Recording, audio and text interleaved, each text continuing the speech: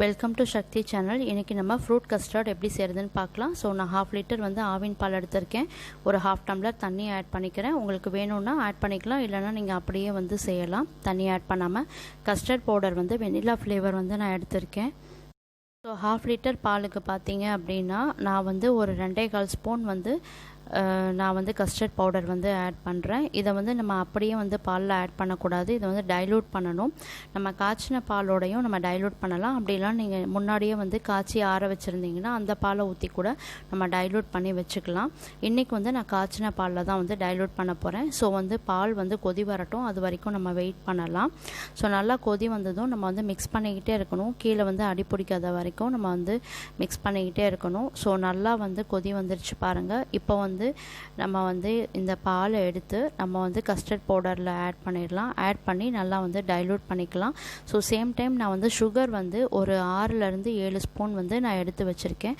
ஏன்னா நம்ம இந்த பவுடர்லாம் ஆட் பண்ணும்போது நம்ம சுகர் வந்து இந்த அளவு போட்டால் தான் நமக்கு ஃப்ரூட்ஸ் எல்லாம் சேர்த்தும் போது நமக்கு டேஸ்ட்டும் நல்லாயிருக்கும், நமக்கு அந்த இனிப்பும் வந்து ஓரளவுக்கு நல்லாயிருக்கும். ஸோ இனிப்பு வந்து உங்களோட இது தான், நீங்கள் எப்படி வேணுமோ சேர்த்திக்கோங்க. ஸோ நான் பால் ஆட் பண்ணி நல்லா வந்து டைலூட் பண்ணிக்கிறேன் கஸ்டர்ட் பவுடரை. ஸோ இப்போ இது வந்து கொஞ்சம் கொஞ்சமாக நம்ம வந்து ஆட் பண்ணி மிக்ஸ் பண்ணிக்கலாம்.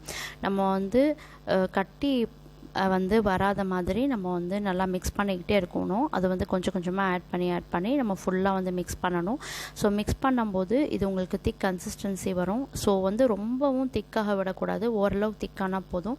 உங்களுக்கு அந்த கலர் டிரான்ஸ்ஃபர்மேஷன் நல்லா தெரியும், உங்களுக்கு அந்த கலர் வந்து சேஞ்ச் ஆகிட்டே வரும்.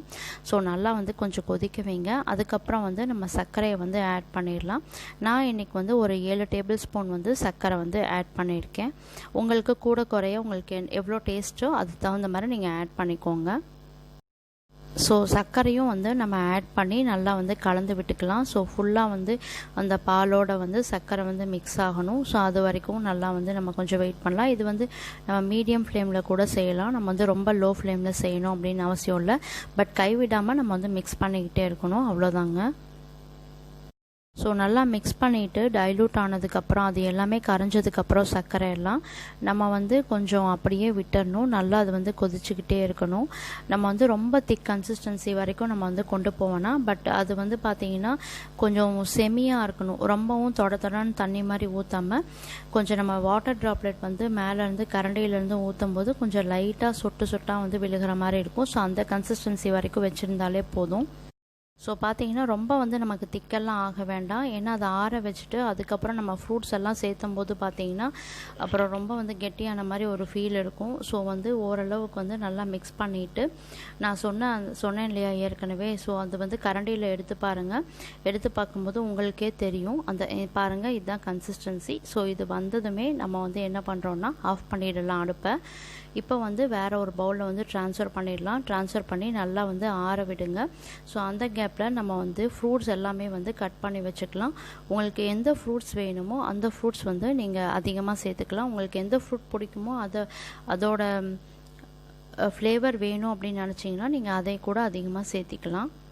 இப்போ அவ்வளோதாங்க, ரெடி ஆகிடுச்சு. இப்போ அடுப்பை அணைச்சிட்டு நம்ம வந்து வேறு பவுலில் ட்ரான்ஸ்ஃபர் பண்ணிவிட்டு நம்ம வந்து நல்லா ஆற விட்டுடலாம். நல்லா வந்து ஃபேன் காற்றுல வந்து ஆற வச்சுடுங்க. ஸோ இப்போ நல்லா ஆறிடுச்சு. இப்போ வந்து இந்த பவுலில் வந்து நம்ம எடுத்துடலாம். எடுத்துட்டு இப்போ நல்லா கொஞ்சம் மிக்ஸ் பண்ணி விட்டுருங்க. இப்போ வந்து பார்த்திங்கன்னா நம்ம ஃப்ரூட்ஸ் எல்லாம் வந்து ஆட் பண்ணிடலாம். நான் வந்து மாதுளை வந்து ஃபஸ்ட்டு ஆட் பண்ணுறேன். அதுக்கப்புறம் வந்து ஆப்பிள் வந்து ஆட் பண்ணுறேன். ஆப்பிள் வந்து 1 கப் ஆட் பண்ணுறேன். நான் ஏற்கனவே சொன்ன மாதிரி உங்களுக்கு எந்த ஃப்ரூட் ரொம்ப பிடிக்குமோ அது கொஞ்சம் அதிகமாகவே ஆட் பண்ணிக்கோங்க. அதுக்கப்புறம் நான் வந்து மாம்பழம் ஆட் பண்ணுறேன். அப்புறம் பார்த்தீங்க அப்படின்னா பனானா வந்து ஆட் பண்ணுறேன். உங்களுக்கு வேணும்னா நீங்கள் கிரேப்ஸ் கூட சேர்த்துக்கலாம். இதில் நான் இன்றைக்கி கிரேப்ஸ் வந்து சேர்த்தலை, அவ்வளோதான். நான் வந்து ஃப்ரூட்ஸ் வந்து ஆட் பண்ணிட்டேன். மாதுளை, ஆப்பிள், மாம்பழம், அதுக்கப்புறம் பனானா, அவ்வளோதாங்க. இப்போ நல்லா மிக்ஸ் பண்ணிவிட்டு இதை வந்து நம்ம ரெஃப்ரிஜரேட் பண்ணிடலாம். ஒரு 2 to 3 ஹவர்ஸ் ரெஃப்ரிஜரேட் பண்ணி வச்சு சாப்பிடும்போது சூப்பராக இருக்கும். நம்ம இப்படி சாப்பிட்றத விட நல்லா சில் ஆனதுக்கப்புறம் சாப்பிடும்போது செம்ம டேஸ்ட்டாக இருக்கும். குழந்தைங்களுக்கெல்லாம் ரொம்ப வந்து பிடிக்கும், ரொம்ப விரும்பி சாப்பிடுவாங்க. இந்த மாதிரி டிஃப்ரெண்ட்டாக வந்து செஞ்சு கொடுங்க வீட்டில். ஸோ இதை வந்து நம்ம ஃப்ரூட்டோடு சாப்பிடும்போது ரொம்ப டேஸ்ட்டாக இருக்கும். ரொம்ப ஸ்வீட்னஸும் வந்து கரெக்டாக வந்து நீங்கள் போட்டிங்க அப்படின்னா அந்த ஃப்ரூட்டோட ஃப்ளேவரோடு நீங்கள் சாப்பிடும்போது ரொம்ப நல்லா இருக்குங்க.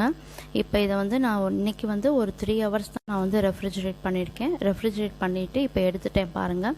இதை வந்து இப்போ நம்ம சர்விங் பவுலில் வந்து நம்ம ட்ரான்ஸ்ஃபர் பண்ணிடலாம். ஸோ 500 ml மில்கில் பார்த்தீங்கன்னா ஒரு 5லேருந்து 6 பேர் வரைக்கும் நம்ம வந்து சாப்பிட்லாங்க. ஒரு ஃபேமிலி வந்து சாப்பிட்ற அளவுக்கு இருக்கும். ஸோ இப்போ பார்த்தீங்கன்னா இதை ட்ரான்ஸ்ஃபர் பண்ணிவிட்டு நம்ம வந்து சர்வ் பண்ணிடலாம். இது கண்டிப்பாக வீட்டில் ட்ரை பண்ணி பாருங்கள். ட்ரை பண்ணிவிட்டு எப்படி வந்திருக்கு அப்படின்னு சொல்லிட்டு உங்களோட ஃபீட்பேக் வந்து கண்டிப்பாக சொல்லுங்கள். இந்த வீடியோ உங்களுக்கு பிடிச்சிருந்தா லைக் பண்ணுங்கள், ஷேர் பண்ணுங்கள். நம்ம சேனலை சப்ஸ்கிரைப் பண்ணாதவங்க சப்ஸ்கிரைப் பண்ணிக்கோங்க. உங்களுடைய சஜஷன்ஸை வந்து கமெண்ட் பண்ணுங்கள். தேங்க்யூ.